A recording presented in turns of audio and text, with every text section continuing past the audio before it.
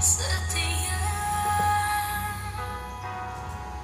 Dia sahabat kita dalam segala susahku, selalu menghiburku. Dia mengerti bahasa tetesan air mata waktu badai mengamuk di gelombang menyerang. Tuhan Yesus setia. Salam Bapak Ibu, selamat bertemu kembali di dalam Renungan Malam GKP Jemaat Cimahi. Saya Pendeta Aam, senang sekali dapat hadir di tengah Bapak Ibu, walaupun melalui media online. Bapak Ibu dan saudara-saudara, bagaimana kabar dimanapun Bapak Ibu berada? Saya selalu berharap Bapak Ibu senantiasa dalam keadaan baik, sehat, dan penuh pengharapan. Puji Tuhan Bapak Ibu, hari ini kita memasuki hari ke-23 di bulan Juli tahun 2020 ini. Untuk KRT kita masih akan menggunakan tajuk renungan malam seperti yang kita lakukan saat ini. Bapak Ibu dan saudara-saudara, pada renungan 23 Juli saat ini kita akan membahas tema kita adalah orang yang berhutang. Adapun pembacaan Alkitab yang akan mendasari renungan kita diambil dari masih surat Roma seperti minggu lalu. Kali ini Roma pasal 8 ayat 12 sampai 17. Sebelum kita membaca Alkitab dan merenungkannya, mari Bapak Ibu terlebih dahulu kita meneduhkan diri di dalam doa memohon pertolongan Tuhan.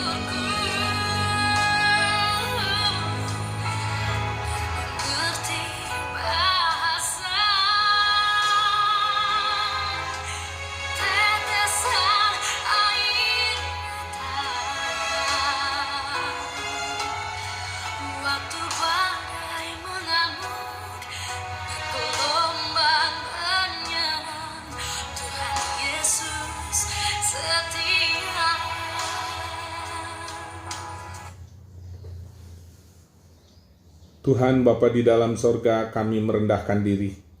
Tantintinya kami mengucap syukur karena kami senantiasa dianugerahi kebaikan Tuhan. Terima kasih atas kehidupan yang masih boleh kami jalani. Terima kasih untuk kekuatan dan kesehatan. Terima kasih untuk berkat-berkat Tuhan mengiringi kehidupan kami. Terima kasih untuk segala kesempatan yang baik. Secara khusus saat ini kami bersyukur ya Tuhan. Kami boleh kembali bersekutu di dalam kumpulan rumah tangga. Tuhan, terima kasih untuk persekutuan keluarga. Keluarga sebagai komunitas terkecil. Tempat kami mengawali, tempat kami mendapat pengetahuan, tempat kami merasakan kedamaian, bahkan tempat kami bersimpuh bersekutu kepada Tuhan. Adalah wadah yang begitu strategis bagi kami. Hadirlah di tengah-tengah persekutuan keluarga kami ya Tuhan. Berkenanlah kiranya Engkau berfirman kepada kami. Biarlah firman itu juga yang akan senantiasa menerangi hati dan pikiran kami. Firman Tuhan akan senantiasa menjadi pelita bagi kaki kami. Kami berdoa di dalam nama Tuhan Yesus, Tuhan dan Juru Selamat kami. Amin. Kita adalah orang yang berhutang. Tema ini akan kita dalami dan kita berdasarkan surat Rasul Paulus kepada jemaat di Roma, Roma pasal 8, mulai ayat 12 sampai dengan ayat 17. Mari kita Bapak Ibu mendengar bagian Alkitab ini. Sementara saya membacakan keseluruhannya. Jadi saudara-saudara, kita adalah orang berhutang, tetapi bukan kepada daging, supaya hidup menurut daging. Sebab jika kamu hidup menurut daging, kamu akan mati. Tetapi jika oleh roh, kamu mematikan perbuatan-perbuatan tubuhmu, kamu akan hidup. Semua orang yang dipimpin roh Allah adalah anak Allah. Sebab kamu tidak menerima roh perbudakan yang membuat kamu menjadi takut lagi. Tapi kamu telah menerima roh yang menjadikan kamu anak Allah. Oleh roh itu kita berseru, ya Aba, ya Bapa. Roh itu bersaksi bersama-sama dengan roh kita, bahwa kita adalah anak-anak Allah. Dan jika kita adalah anak, maka kita juga adalah ahli waris. Maksudnya orang-orang yang berhak menerima janji-janji Allah, yang akan menerimanya bersama-sama dengan Kristus. Yaitu jika kita menderita bersama-sama dengan Dia, supaya kita juga dipermuliakan bersama-sama dengan Dia.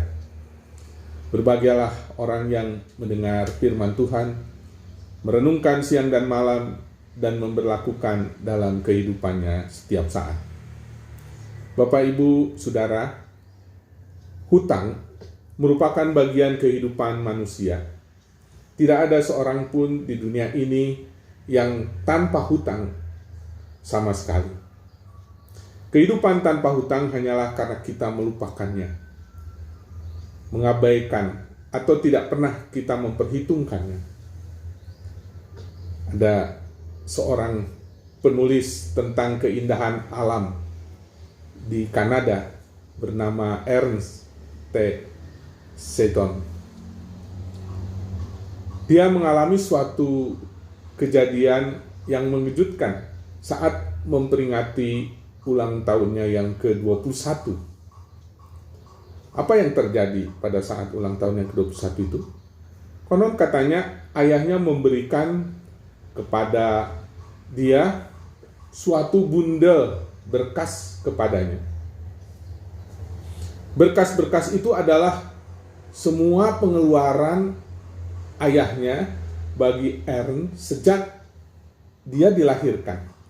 Di dalamnya tersimpan bon-bon rumah sakit waktu membayar Ernst ketika dilahirkan di rumah sakit, dan seterusnya. Bapak Ibu, kita mungkin sedikit jengkel menyaksikan sikap seorang ayah seperti itu kepada anaknya. Namun peristiwa ini mengingatkan kita tidak ada orang yang lahir dan hidup di dunia ini tanpa hutang sama sekali. Alkitab bahkan menegaskan dalam doa Bapa kami, sebagaimana diajarkan oleh Tuhan Yesus soal hutang.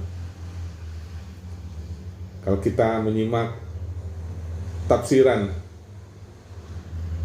John Wesley yang menggunakan kata hutang dalam menerjemahkan doa Bapa kami, lebih kurang pada tahun 1381. Dia katakan, forgive us our debts, as we forgive our debtors. Ampunilah kami hutang kami, seperti kami ampuni debitur kami. Itu kalau diterjemahkan secara harafiah. Nah, Bapak Ibu, terjemahan ini mengingatkan kita akan kata yang sama digunakan untuk hutang dan dosa dalam bahasa Arab. Bapak Ibu, adakah kita yang tidak berhutang? Kita dilahirkan dengan keberadaan dosa sebagai warisan. Kita dibesarkan dalam dunia yang berdosa. hutang dan dosa melekat dalam kehidupan kita. Jadi Bapak Ibu, hutang suatu hari akan diperhitungkan. Entah itu hutang pribadi, keluarga maupun masyarakat. Seorang anak yang tidak mau belajar jalan, ketika ia beranjak remaja, ia akan diperhitungkan hutangnya, yaitu kemalasannya belajar untuk bisa berjalan membuatnya dia lumpuh. Seorang pelajar dalam kemalasannya tidak mempersiapkan diri untuk ujian, tentamen, akan diperhitungkan hutangnya dalam kegagalannya di kemudian. Jadi ada hutang yang mudah kita bayarkan kalau kita mempunyai pekerjaan yang baik. Tapi ada pula hutang lebih sulit dibayarkan, terutama kalau itu berkenaan dengan masalah hutang budi. Namun satu hal yang pasti Bapak Ibu, semua kita berada dalam keadaan tidak sanggup membayar hutang dosa yang melilit dalam kehidupan kita.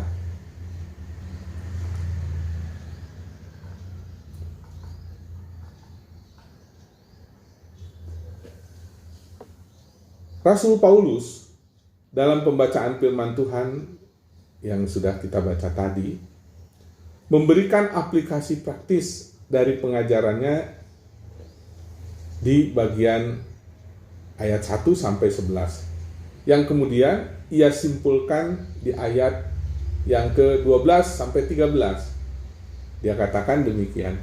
Jadi saudara-saudara, kita adalah orang berhutang, tetapi bukan kepada daging supaya hidup menurut daging. Sebab jika kamu hidup menurut daging, kamu akan mati. Tetapi jika oleh roh kamu mematikan perbuatan-perbuatan tubuhmu, kamu akan hidup. Menarik kalau kita memperhatikan secara khusus di ayat 12 ini. Tadi Paulus menyebut kita sebagai orang-orang berhutang, yakni berhutang kepada Allah. Di sini Paulus ingin menegaskan bahwa sebagai orang-orang yang telah ditebus oleh Kristus dan telah menerima Roh Kudus, seharusnya kita hidup menurut roh, kata Paulus, bukan menurut keinginan daging atau dosa. Apakah yang dimaksud hidup menurut daging? Dan apa yang dimaksud hidup menurut roh? Mungkin Bapak Ibu masih mengingat materi KRT yang lalu, saya sudah menjelaskannya. Tapi Bapak Ibu, pada saat ini secara singkat saya akan jelaskan ulang. Dalam bahasa aslinya, kata yang diterjemahkan daging adalah sak. Paulus memakai kata ini tidak dalam pengertian fisik daging atau tubuh, tetapi kata sak ini menunjuk juga kepada tabiat manusia yang mudah jatuh dalam dosa atau bagian manusia yang menjadi pangkal dosa. Kedagingan adalah tabiat manusia yang berdosa dan kelemahannya, terpisah dari Kristus dan segala sesuatu yang mengikat manusia kepada dunia dan terlepas dari Allah. Jadi kedagingan adalah bagian yang rendah dari tabiat manusia.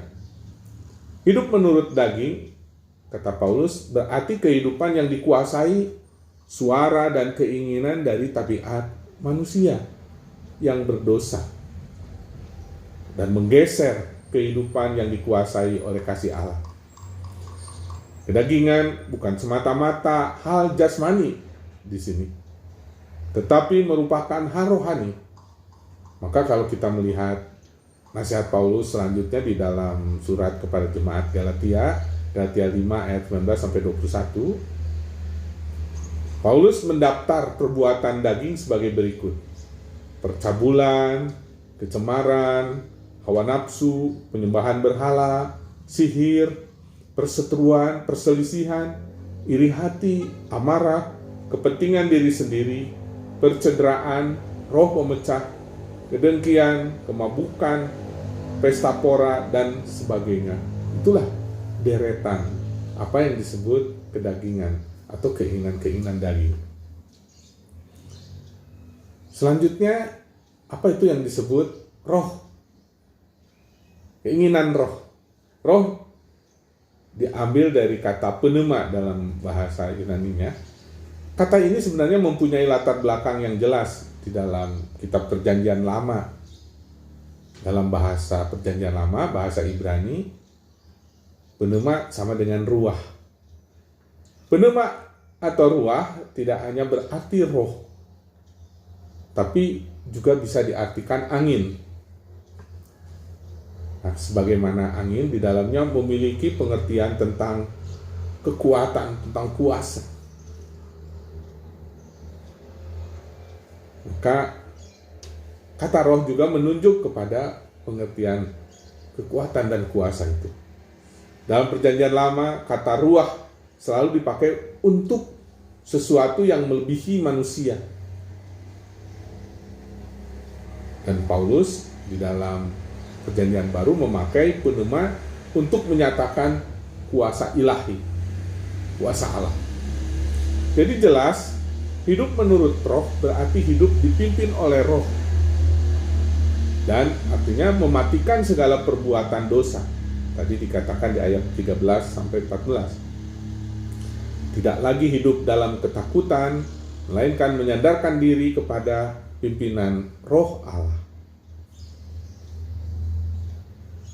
Hasilnya apa? Hasilnya adalah kita disebut anak-anak Allah. Tadi disebutkan di dalam ayat 16 dan 14. Dan kita adalah ahli warisnya yang akan menerima janji dan keselamatan serta kemuliaan bersama Allah. Itu tadi dikatakan di ayat 17. Karena itu kita harus membalas cinta kasih Tuhan dengan hidup menurut roh dan kehendaknya. Kita berhutang terhadap Allah dalam konteks kita ya. Kita sudah ditebus, kita sudah diselamatkan. Nah, jadi karena itu kita harus sekali lagi membalas cinta kasih Tuhan dengan hidup menurut roh dan kehendaknya. Kita yang sudah ditebus dan diselamatkan oleh Tuhan, kiranya akan terus berusaha untuk menjalani hidup menurut roh, yakni dengan menjalani kehidupan dalam ketaatan dan dengan berani melakukan kehendaknya, setia, jujur, dan bertanggung jawab dalam menjadikan Kristus sebagai Tuhan di setiap aspek kehidupan kita. Sekalipun bisa saja mungkin dalam menjalaninya kita akan mengalami tantangan, bahkan penderitaan. Tapi pada waktu kita akan mendapatkan apa yang menjadi harapan kita sebagai ahli warisnya. Nah, beranikah kita berkomitmen untuk melakukannya? Ya, tentu saja harus berani dan kita harus yakin pasti bisa di dalam pimpinan Tuhan. Karena kita melakukannya bersama Roh Kudus yang senantiasa memimpin hidup kita sebagai anak-anak Allah. Dan pada akhirnya hidup kita pun akan menghasilkan buah yang baik. Bapak, Ibu, dan saudara-saudara, sebagai akhir dari pemaparan tentang tema kita adalah orang yang berhutang, untuk mendalami lebih jauh, seperti biasa dalam KRT, saya akan memberikan pertanyaan-pertanyaan untuk didiskusikan oleh Bapak Ibu bersama keluarga. Saya sekali lagi tidak mendampingi Bapak Ibu, tapi diharapkan Bapak Ibu bisa secara mandiri menggali bagian Alkitab yang sudah kita baca dan pesan-pesan melalui renungan, agar kita mendapat pengertian yang lebih jauh tentang arti kita sebagai orang yang berhutang kepada Allah. Nah, apa pokok-pokok diskusi kita? Saya sampaikan dalam bentuk pertanyaan. Ada 2 pertanyaan, silakan dicatat, disiapkan terlebih dahulu kertas dan pen ya untuk menuliskannya. Sekali lagi, yang pertama, sikap yang bagaimana yang lebih kita taati selama ini dalam kehidupan kita. Keinginan daging kah atau kehendak Tuhan? Jelaskan. Sekali lagi, nomor 1, sikap yang bagaimana yang lebih kita taati selama ini dalam hidup kita. Keinginan dagingkah atau kehendak Tuhan? Yang kedua, saya baca pelan-pelan supaya Bapak Ibu bisa mencatatnya. Apa yang harus kita lakukan agar kita senantiasa dapat mewujudkan hidup dalam roh dan menghasilkan buah yang baik? Saya ulangi. Yang kedua, apa yang harus kita lakukan agar kita senantiasa dapat mewujudkan hidup dalam roh dan menghasilkan buah yang baik? Terima kasih. Mari kita akhiri dengan saat teduh dan kita akan berdoa.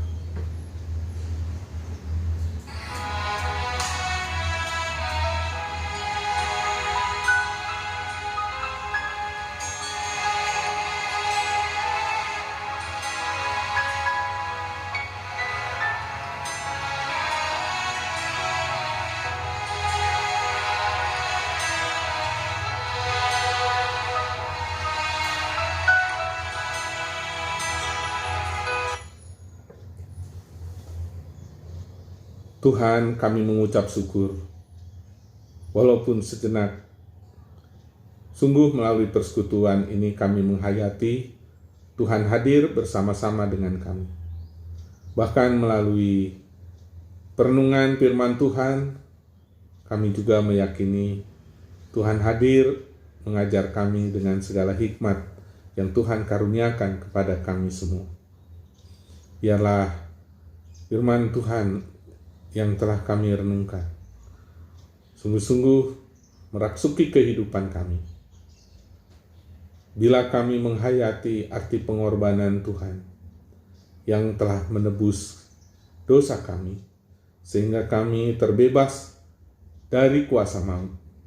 Sungguh Tuhan, kami mengakui kami adalah orang yang berhutang kepada Tuhan. Hutang yang tidak mungkin dibayar, hutang yang tidak mungkin diselesaikan oleh kami sendiri. Tetapi sungguh karena kemurahan dan belas kasih Tuhan, kami boleh layak menerima pembebasan dari kuasa maut, kemerdekaan hidup yang dianugerahkan Tuhan. Biarlah itu menjadi satu kesadaran kami untuk terus menjaga kekudusan hidup kami, melangkah di dalam kehidupan yang Tuhan inginkan, yakni hidup di dalam roh. Tuhan, jauhkan kami dari segala keinginan-keinginan daging. Tuhan, sebelum kami bersama-sama mengakhiri kumpulan keluarga ini, sebelum kami bersama-sama membaringkan diri ke tempat istirahat kami masing-masing, perkenankan kami menengadah kepada Tuhan, kiranya Tuhan menolong umat Tuhan, kiranya Tuhan menolong anak-anak manusia di muka bumi yang saat ini masih harus terus bergelut, menjaga diri, melakukan berbagai sikap antisipatif terhadap bahaya-bahaya COVID-19 atau virus corona. Tuhan, kami harus terus melangkah menjalani masa adaptasi dalam kehidupan yang baru di masa pandemi ini. Tuhan, kiranya Engkau menolong semua umat Tuhan, GKP Cimahi khususnya, dan gereja-gereja Tuhan di Indonesia, bahkan seluruh umat manusia di muka bumi ini. Tuhan, secara khusus kami juga ingin mendoakan saudara-saudara kami, jemaat usia lanjut, juga anak-anak di bawah usia 12 tahun yang mungkin saat ini harus lebih intensif melindungi diri, melakukan social distancing dan physical distancing di dalam segala pengharapan untuk bisa lebih bebas beraktivitas, bisa memenuhi panggilan hidup bersekutu. Biarlah Tuhan mengisi kekosongan mereka. Tuhan tetap menjaga, melindungi mereka. Bahkan untuk pendidikan anak-anak, Tuhan, kami tahu dengan harus dilakukan belajar dari rumah, mereka banyak mengalami kendala.